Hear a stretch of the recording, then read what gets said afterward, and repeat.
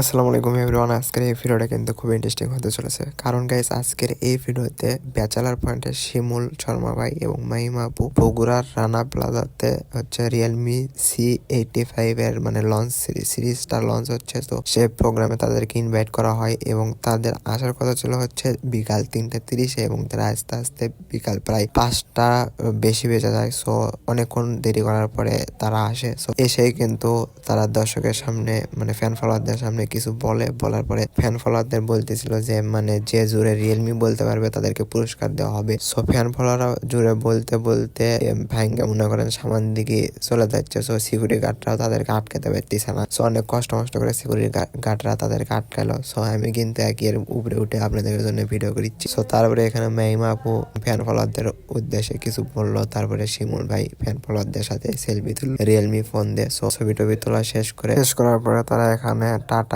হাইটাই দিয়ে এখান থেকে দুইজনই চলে গেল। 25 মিনিটের মতো ছিল।